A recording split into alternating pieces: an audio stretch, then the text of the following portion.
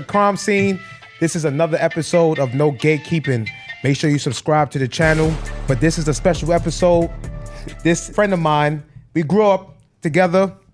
He's not on this episode because we grew up together. I do not want you to get it twisted.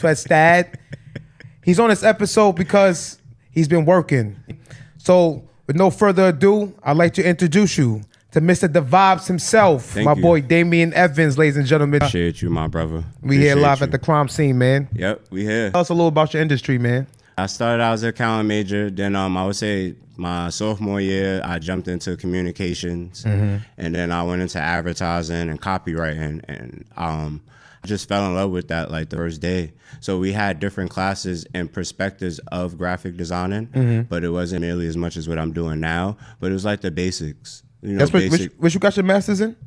Got my bachelor's in mass comm, minor in psychology, and then I went back, got my master's in counseling. We educated over here, ladies and gentlemen. Educated. Yes, check the stats. Following that, I just felt like that was something that I was really passionate about. And then just the transition forward, you know, worked in education. We went, so ironic, we went through the same program and you actually put me on City Year. So thank you for that, my brother. Shout out to City Year, AmeriCorps. Through that, I felt like that's when I really started tapping into that artsy space. I had a moment.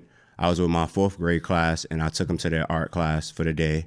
And I was in there painting with them, doing watercolor. And I painted a lotus, little lotus flower. Raphael Delegato. Yeah, good times. All right, so major question. So starting out in your industry, right? Starting out in graphic design, because I see you moved on to like the fashion. You know what I mean? How did you put the graphic with the fashion? How did you tie it together? A lot of practice, a lot of sweat and tears, a lot of research that goes behind it. I feel like if you really tap into this industry, you have to really like what you do. So in the sense of what I'm saying as far as learning Photoshop, Adobe Illustrator, actually, you know, doing the back end of learning how to mass produce these type of products, and then learning about the formal stuff like the copyright and infringement, about the basic principles behind that, and just learning how to build your brand. The first thing that I did, I bought a heat press machine. So I was pressing up shirts first. Manual labor. Manual labor. Hello? Yep. Manual labor. On, man. So I was pressing up the shirts, going to Michael's, going to Blick every day. And then I was going down to 28th Street. And if you're from New York, you know 28th Street is like the golden ticket for us to go find hoodies, stuff like that, socks, hats, any apparel things that you could think of. So then I just took a risk, bro. And you know how it's risk over reward. So then I had to sit down and decide whether I wanted to really fully go into entrepreneurship. And when you look at the basis of that, freelancing is like a balance, because now you're controlling your own space, your time. You looking up the product, you getting your business affairs in orders, looking up the wholesales, making yourself marketable. And then on the contrary of that, now you got to jump into the social media world and the aspects of that and actually show people what you do. What are some things you wish you knew starting out? Mention my brother, Dre. He definitely told me this early. Amen. You got to buy books that's related to what we do. You got to know people that came before you, you know. People that come before you, they know what that process is like. Just doing research, reading a lot of books, really tapping into like what I want to do. So once you start understanding like how marketable you can be, that's where you know, start tapping into that. But a lot of just reading books and then just understanding my style and understanding like what I like. And, you know, grew up in Harlem. So it's a lot that goes on around us. So it can be overwhelming at times as far as just trying to stay within the trends. But stay within your likeliness and what you like to do. Talking to you at times when we do speak, like just getting different ideas. Like learn so much from you, just from other things that you might do. And then that'll create a whole different outlook on what I'm doing. And then now you're like, oh, wow, I remember Donnie told me this. So this is why I made everything that's on these shirts or hoodies or even my jacket. It's a message. So I'm gonna be honest, right? So when I look at your clothing, right, it's like the message or the story behind it. Like I like the people who you put on your shirts. They're iconic. Right. But the way you do it is different. What makes you different? I first got into this and I met like, so I'm gonna just, you know, just name drop a few like barriers, tier, household industry streetwear names that we see now. Yeah. Those people in that space, just different events. I just wanted to decipher, like, all right, I want to go vintage, but I want to stand out with how I do my vintage. And just me, just me have an advertising part of it, and then the communications part of it. Every piece that I make, it's gonna tell a story. It has to convey a message. You don't want to just put anything on anything. Yeah. You want to be able to walk up to somebody, or somebody's walking up to you in your presence, and, oh, wow, where did you get that from? Or, wow, I never seen that before. You might have seen it before in a different version, but now it's telling a different story. Has that happened to you? Yes, plenty of times. Plenty of times. I'm gonna highlight one of my biggest moments that happened to me last summer. I went to New York versus New York. Melo? Yeah, I got to meet the God. Shout out to the God, Carmelo Anthony. Yo, Melo, come to the podcast, Yes, man. we need you on Design to Conquer, Melo. Word. We need you on No Gatekeeping. We need all of them gems, all of them jewels, man. But no, it was a great opportunity. One of my older childhood friends, Dave Chiching, so he hosted the New York versus New York game, him and my other brother, Mr. Talk Spicy. So they hosted that event. So, it had the likeliness of Cayenne Anthony, all the upperclassmen that was coming out in 2026. So Melo's at the game. I made a Melo Draft Day Big Head shirt. And it was a way how it happened, but I knew it was going to happen in my mind. So, you had those epiphanies, and all right, this is going to happen the way I need it to happen, but it's not going to happen exactly how it's going to happen. Right. So I woke up to the gate. We in a little VIP section. Jalen goes, yo, Melo over there, he walked in. What you want to do? Type shit. Here go. Yeah, here's like, your moment, so it's Nick. like, here's your moment. I'm like, I got to go over there. 2X, too. And I looked up his size, too, by the way. Stop I'm one of those. Stop playing. Anyway, long story short, walked up to him. Jada introduced me to him. We talking. I said, Melo, thank you for everything that you have done for this game. Thank you for everything that you have done for basketball. I said, I made this Draft Day Big Head t-shirt for you. I wanted to present this to you and just pay homage. And then I just told him who my uncle was. Told him my uncle was Ali Mo. Yeah, so I want to get into that. So where's your connection and love to basketball? I want to get into that. So that connection right there, and it's a backstory with Melo, me and Melo, because Jamal Crawford is in the park. Yeah. So Jamal Crawford is coaching the other team. So I'm going to make this connection real quick. So my uncle is Ali Mo. And just throughout my childhood, I've seen different ways of how he handles being that stature of a celebrity, but also being himself and keeping it concrete, never too high, never too low, just staying even. And I learned a lot of things throughout my childhood and up until his demise in 2013. So just up until that point, this is why I tapped into what I'm doing now. Yeah. Because many conversations that we've had, he's always pushing me to like, nah, you're not going to play ball. You're going to be the president, or you're going to be this, or you're going to be that. So just hearing that when you're a young teenager and just coming up, especially where we're from. You don't want to hear that. Like, you want to play ball. I want to play ball. But then on the other end of it, it's like, I'm a nerd. Like, I like computers. I like reading. I like books. Like, I like traveling. These are things that it helps you expand your mind, and then you're expending your time to do different things. So that's how you're able to create all of these different concepts.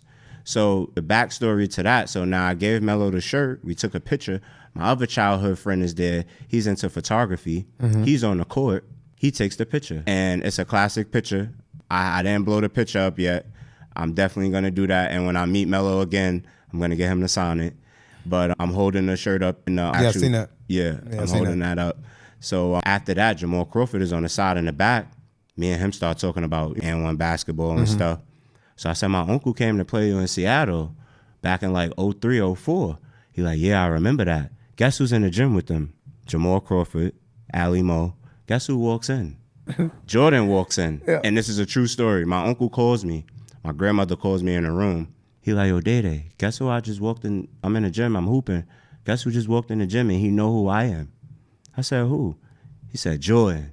I said, what? Fuck is you talking about? He like, yeah. And he walked up to me like, yeah, I know who you are. I said, wow. So like, it's just different highlights of my story where it's like I can tell different things about my childhood. So where it's like, And adds your character who you are. It adds, yes. It definitely highlights everything that I'm doing now. And I would just say I'm just blessed, bro. I'm just blessed to be here. I wake up every day with a mission to actually create. Like I said, I take care of the 9-to-5 stuff, but this is my baby right here. Like without this. What legacy do you want to leave behind? So I feel like my legacy is going to go far beyond this, but it's really to leave it here for like my niece. I got a niece, so she's growing up. So I want her to see different things that I do, and hopefully that inspires her. And I inspire other people as well, people in my neighborhood, people in our peer group. So it's just staying focused on things like that that keeps me going. Even being in this type of space, this is a legacy right here. Like even after us, somebody else is going to be doing this too. Do you find time where it's like you keep going? Do you find time where it's like sometimes you come across these roadblocks? Oh yeah, what you call that? Imposter syndrome. Imposter syndrome. Imposter syndrome. That's what it's called in the art world. So it's I have those moments where I don't do anything. I would say these past 4 months since I haven't done anything. So you just let it sit. You just sit. I just let it sit because sometimes you have to let things marinate. You gotta let it cook. I felt that. So sometimes I don't be ready to show the world my work because like I said, I know I inspire people, but I know it's a little envy in that too sometimes. So it comes in different facets for me. Okay. And I feel that there's no thin line or no separation between it. So it's just like, that's why I don't present too much. Right. Because it's like, I have to keep that to myself. And it's not, and I know we're on no gatekeeping, but it's like certain things I have to keep to myself because I want my brothers to see it before I let the public see it. Yo, I'm glad you mentioned that, right? And I need the camera to get me, right? When it comes down to no gatekeeping, right? I think people get confused by what I mean. I'm asking you to give insights or guides that you've come across that can help other people. And I think that's the main difference. It's like what things that you can contribute to in terms of your industry that you don't mind sharing with other people, right?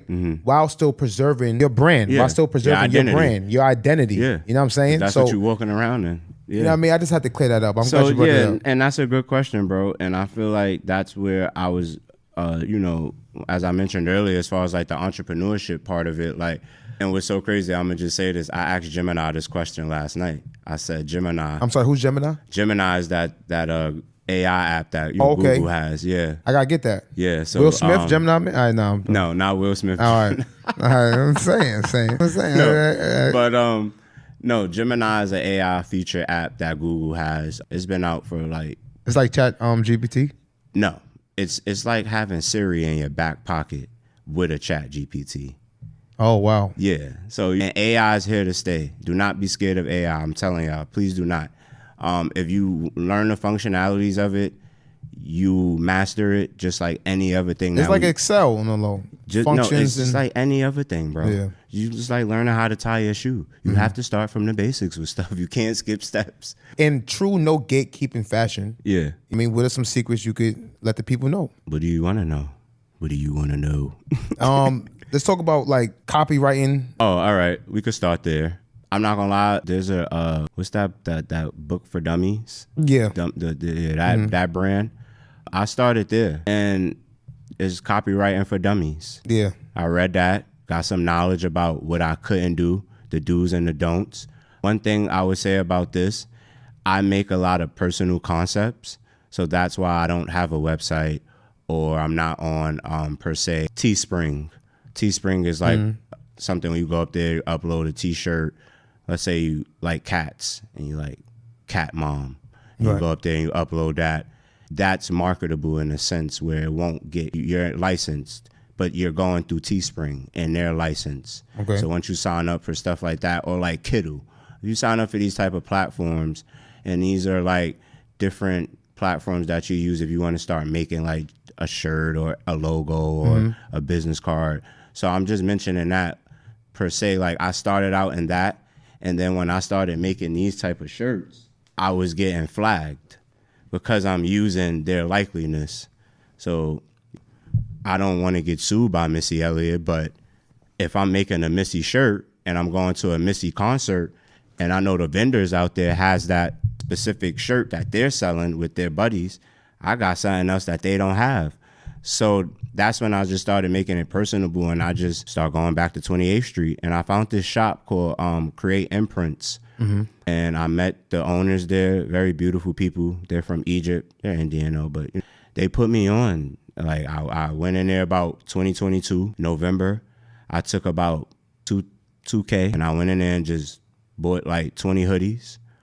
And the first thing was of my uncle. So I sold 20 Ali Mo hoodies, and I paid for them, and I gave them out. So, to get your brand out there. Yeah. So is that a secret within itself? For me, it is. Because you have to start somewhere, bro. So it's not necessarily I want to take your money, right?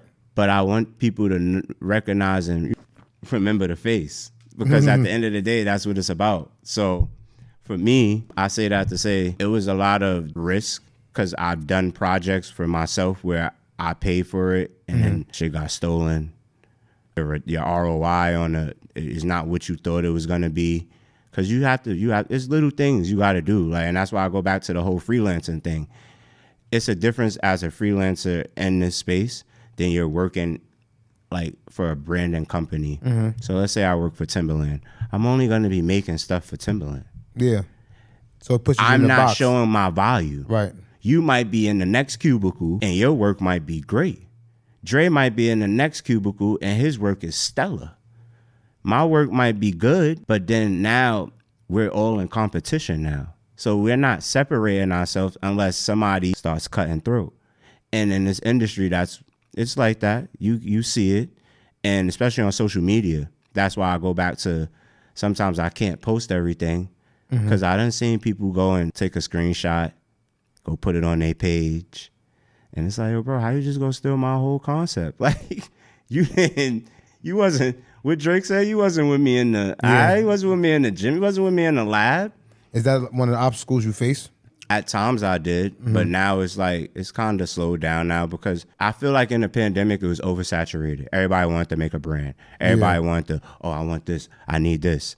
So then I was just like, I'm about to separate myself. I'm a graphic designer. I'm into fashion, because of course I like to dress. We from Harlem. We style our own self. So it's like, I'm going to take a piece of this and teach what I do and why I do it. So even when I went to Millbank and I went to help Dre out. Interview you, I remember. Yeah, and that was like the first interview, the dropping the gems. And when I first went into that space, I was like, damn, I'm nervous. What am I going to teach? What I'm going to talk to these kids about? Yeah. And you know what I did? I bought my resume. I bought a graphic designer resume to show them, yeah, you could do your 9 to 5, but if you like other things, you could learn how to make this. Google is a whole world for us. And then now you got all this AI stuff. It's so much things that's accessible. So I went in there with that aspect, like, let me show them what I do and why I do it. If I'm a graphic designer, right, still in no gatekeeping fashion, if I'm a graphic designer, with some things that you would like share for someone starting out? I would definitely say YouTube University. Okay. Definitely go on YouTube. Just type in whatever concept you like. So if you like vintage, type graphic design, vintage t-shirts, 90s, start there. And now you're going to get a whole list of people who do what I do, but they have their own style of how they do it. Yeah. And that's another thing I feel like we have to also support each other in as far as aspects of that. You might be doing what you're doing, I'm doing what I'm doing over here, but in some facet, we can collaborate. And that's where it's like, even if I want to start something, I'm still going to come to my close peers that I feel like that's like and mindful of what I'm doing to present something to them and then make them interested. Type shit. So then now you might be good at public speaking. I might be shy. But now I can use your voice to get my message out. So it's like it comes in different avenues, as I mentioned before. But just as I mentioned, like YouTube helped me out a lot. And then just reading books. There's a lot of people that's in this space that are Black and brown, Hispanic, European. And art is life. So graphic design is like real little compared to like somebody doing a painting or actually putting something on a canvas piece. Like I went to an art show. Everybody had canvas pieces, actual paintings. I'm the only one up there with digital pieces on canvas pieces, if that makes sense. To you, in your opinion, what's the difference between a graphic design artist and a person who paints or actually uses a physical hand and a physical canvas? We're similar because we both use a canvas, but Of mine course. is just digital. Right. They have to go get the acrylic paints, the brushes, the water, and actually, I feel the only difference is the thinking pattern of actually the same way I open up Photoshop and it's a 16 by 20 canvas and I'm sitting there and I'm like, well, what am I gonna put on here? And then it's like my mind just starts going and it's like, damn, what movie did I watch the other day? I feel that's the only difference, the perspective. Okay. At the end of the day, you can go and do the same thing if I teach you it. Because I mean, like, Just like with an artist, if you didn't know how to draw, you would go take a drawing class to perfect how you hold the pencil a certain way, how you make your lines. And then as you get better, you go into drawing too. So it's just, like I said, it's levels to it. So I would say early for me, once I took them advertising classes and I'm doing those type of concepts with Photoshop, I was immersed into it. And I was just like, I'm learning the basic principles of hierarchy, composition, proximity, the spacing, your font, your colors. All of that is compiled into that one program. And then you just create that magic. Yeah. Amen. Amen. In the future, like, where do you see your industry in the future? Like, do you want to make this full time? That this is what I want to do. I don't want to do the 9 to 5 no more. I feel that's a great question too, and that's everyday thought. And for me, even what I do now, I've been working in higher ed since we came into Bridgeport, and that was in 2009. So that's what, 17, and I'm not showing my age, but I'm mid 30s. So it's like I like what I do on either level. Yeah. I love working with students, helping them get to that 4th year and graduate. I love working with the families that we meet. And I worked in different institutions now. So at this point, for me, it's just continuing to learn and grow and stay consistent. Because even with the new administration that we got in office, there's a lot of things that change in my industry in higher ed that I'm still waking up like, oh, wow, I didn't know that. Oh, they changed that. Or, I'm sorry, we can't do that. So it's like there's a lot of processes and procedures that we still go through every day on that level. So where it's like, I work at an architecture and engineering school. Those are all specialized human beings that I work with.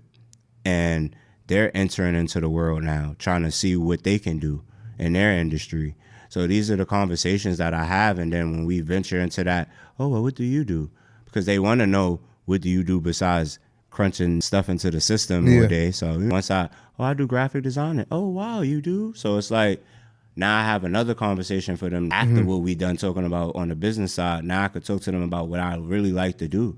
So the way I see it, that's what you're saying. So how you prioritize the work-life balance is like you actually are working with with your actual industry. Yeah. You're actually working inside your industry. I get off of work and I be feeling like Denise Williams, just free, bro. Like, I got to be free. Da da da da da free. Yeah.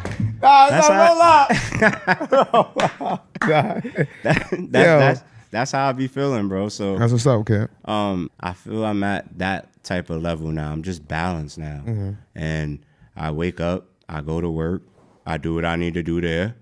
5 o'clock hits, 5:30, I'm out the doors and I'm looking at what else I'm gonna go home and go make. And it could take me talking to you on the phone for 10, 15 minutes. Me talking to Dre for however many minutes, and then it's like, oh shit, got it. Let me open up Photoshop. It's over. Or let me go open up Illustrator and make a logo. Go put it on a jacket or a hat or whatever. So now I feel like I'm accessible to everybody now, and it's a great feeling. In the beginning, I didn't like it because people wasn't paying me. You gotta pay the artist, man. Stop, like, we don't just sit on the computer all day and just make this magic and to not get paid. So it's like, yeah, sometimes I have those pivots where it's like, that's why I mentioned earlier, I don't like making it to where it's like, oh, I'm selling this. Because most of this stuff to me is like, is personal to me. And it's like, I'd be damned if I go press this up, go make this, and I say $100, and That shit's fire. and homie hit me with the, but you my mans. But then you will call me on a weekday for happy hour though, Yeah. or you will call me when the spot lit. When the Jordans Yeah, drop, and it's like, willing to pay that Jordan price. Yeah, but even that, but that's personal. I mean, you know, we gonna continue to buy sneakers. I ain't gonna never. But what I'm change. saying is that they wouldn't question the price of a Jordan. Yeah, no, they don't. And I've hit people with that You know line. what I'm Like, saying? you're They not would- walking in Prada or You're whatever. not questioning that price. Yeah, and You know it's what I mean? like I even had to tell some of my close peers, like, don't worry, when I get that store and I walk them people in that you don't know, and I know them, you like, yo, Dame, what? Yeah, but remember that what you said about 8 years ago? Yeah. Because it takes time, bro. The next venture for me, I'm building an app. So I hollered at my man Dre for that information because we're not gatekeeping over here. So he put me onto that. So I went the ChatGPT route. And then my bro Lamar, you know Lamar. Hell yeah. Lamar is in the process of building his own app. And he just sent me something where the AI does it for you. That's fire. Generates the coding for you and everything. If I could pull it up. But it's stuff like that, bro. Like, No gatekeeping. it's just stuff like that. I was just like, oh, bro, send that in. He was like, yeah, I got you, bro. Sent the link and everything. I was like, nah, I'm just, these are moments where it's like, I'm proud of you. Yeah. And I don't hesitate to say that. Even what you guys are doing in this space, I'm proud of y'all, bro. Like, you taking a bet on yourself. You don't know who's going to be next sitting on this couch. You don't. And through your mind, you probably already had 20 people already sitting here that you ready for. It's going to take that one moment. And that was for me too. Like, me and Melo, that was a moment, bro. Like, that's Carmelo Anthony. Like, you don't.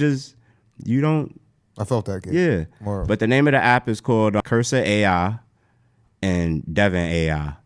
So these are two apps that allows you to collaborate with AI. It generates the coding. I'm building a lifestyle branding app.